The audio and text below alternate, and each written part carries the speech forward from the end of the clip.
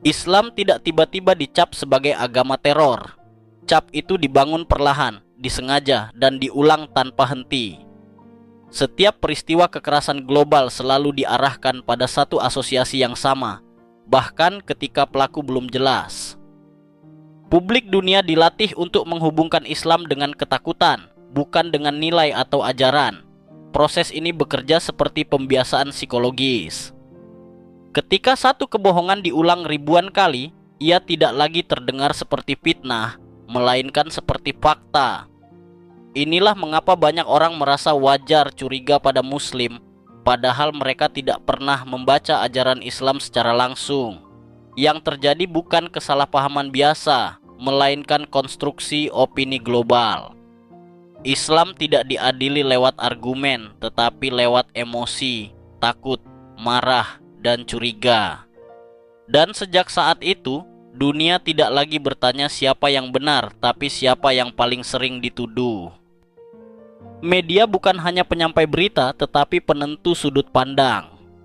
Kata yang dipilih, judul yang dipasang, dan gambar yang ditampilkan membentuk kesan sebelum otak sempat berpikir rasional.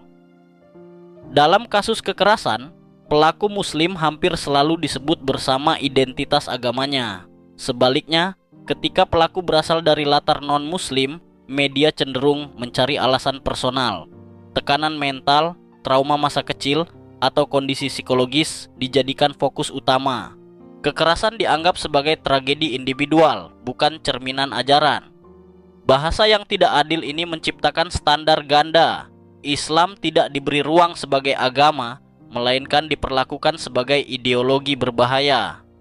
Inilah manipulasi halus yang jarang disadari, namun dampaknya merembes ke seluruh lapisan masyarakat dunia. Secara definisi akademik, terorisme adalah kekerasan terhadap warga sipil untuk menanamkan ketakutan demi tujuan tertentu. Tidak ada syarat agama, tidak ada syarat etnis. Namun di lapangan, definisi ini diterapkan secara selektif. Ketika kekerasan dilakukan oleh negara atau sekutu politik tertentu, istilah teror menghilang. Ia diganti dengan frasa legal, operasi keamanan, serangan pencegahan, atau konflik bersenjata. Padahal korban yang jatuh tetap warga sipil. Penyempitan istilah ini bukan kebetulan. Ia dibuat agar terorisme memiliki wajah tertentu, dan wajah itu berulang kali diarahkan kepada Islam. Disinilah dunia ditipu, bukan oleh fakta, tetapi oleh framing. Islam memiliki aturan moral yang sangat ketat terkait kekerasan. Larangan membunuh orang tak bersalah, larangan merusak tempat ibadah, larangan menyakiti anak-anak dan perempuan. Semuanya tercatat jelas. Bahkan dalam perang, Islam menetapkan etika yang tegas. Namun ajaran ini jarang dibahas. Yang diambil hanya potongan ayat, dicabut dari konteks sejarah dan situasinya, lalu disajikan sebagai pembenaran kekerasan. Padahal, jika ayat-ayat tersebut dibaca utuh, justru terlihat batasan bukan dorongan agresi. Mengabaikan konteks bukan ketidaktahuan, itu pilihan. Pilihan untuk tidak adil, karena konteks akan menghancurkan narasi bahwa Islam adalah sumber teror. Sejarah manusia dipenuhi kekerasan jauh sebelum Islam lahir. Perang dunia, genosida, penjajahan, dan pembersihan etnis terjadi atas nama bangsa, ideologi, bahkan ras. Tidak satu pun itu dikaitkan secara permanen dengan agama pelakunya. Namun, ketika kekerasan melibatkan Muslim, generalisasi langsung terjadi. Satu individu dijadikan representasi miliaran orang. Logika ini tidak pernah dipakai pada kelompok lain, tetapi dianggap sah ketika menyasar Islam. Ini membuktikan bahwa masalahnya bukan kekerasan, melainkan siapa pelakunya. Dan selama standar ganda ini dibiarkan, keadilan hanya akan menjadi slogan kosong. Ketakutan adalah alat politik paling efektif. Ketika publik percaya bahwa Islam berbahaya, maka pengawasan massal, invasi, dan kebijakan represif dapat dibenarkan tanpa perlawanan. Semua dilakukan atas nama keamanan. Dalam narasi ini, nyawa Muslim menjadi angka statistik. Penderitaan mereka tidak memancing empati karena sudah lebih dulu dicurigai. Inilah keuntungan terbesar dari stigma, mematikan rasa kemanusiaan. Islamofobia bukan efek samping, ia adalah produk. Produk dari kepentingan global yang membutuhkan musuh permanen. Tidak ada ekstremisme tanpa konteks. Penindasan, konflik berkepanjangan, kemiskinan, dan ketidakadilan menciptakan lingkungan subur bagi ideologi ekstrem. Namun faktor ini jarang dibahas secara serius. Alih-alih membedah akar masalah, dunia memilih jalan pintas, menyalahkan agama. Cara ini lebih mudah, lebih cepat, dan tidak mengganggu kepentingan politik yang sudah ada. Padahal, tanpa mengakui sebab struktural, kekerasan akan terus berulang, dengan atau tanpa Islam sebagai kambing hitam. Lebih dari 1 miliar muslim hidup normal dan damai. Tidak ada bom, tidak ada teror, tidak ada kekerasan. Namun realitas ini tidak menarik media. Yang menarik adalah pengecualian.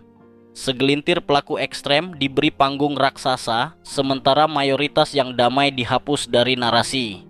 Akibatnya, dunia mengenal Islam dari penyimpangan, bukan dari kenyataan sehari-hari umatnya.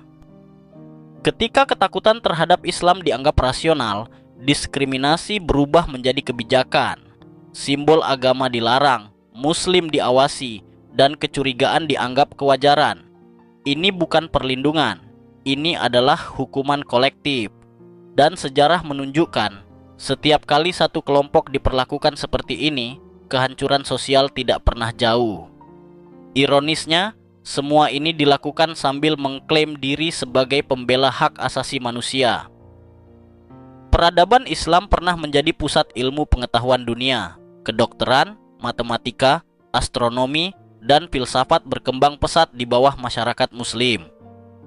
Fakta ini tidak terbantahkan, namun sejarah ini jarang diangkat. Yang ditonjolkan hanya konflik dan peperangan. Dengan sejarah yang timpang, Islam tampak seperti ancaman, bukan peradaban.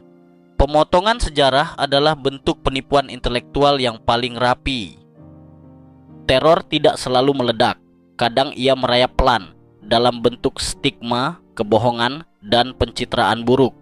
Ketika jutaan orang dicurigai tanpa alasan, itu adalah teror psikologis massal. Teror ini menghancurkan kepercayaan sosial dan memecah masyarakat. Namun karena tidak berdarah, ia jarang disebut teror, padahal dampaknya jauh lebih luas dan tahan lama. Islam tidak membutuhkan pembelaan emosional. Yang dibutuhkan adalah kejujuran intelektual, memisahkan ajaran dari penyimpangan, individu dari komunitas, dan fakta dari propaganda. Melawan narasi palsu memang tidak secepat menyebarkannya. Tapi hanya dengan cara inilah kebohongan bisa runtuh. Kebenaran tidak berisik, tapi ia konsisten.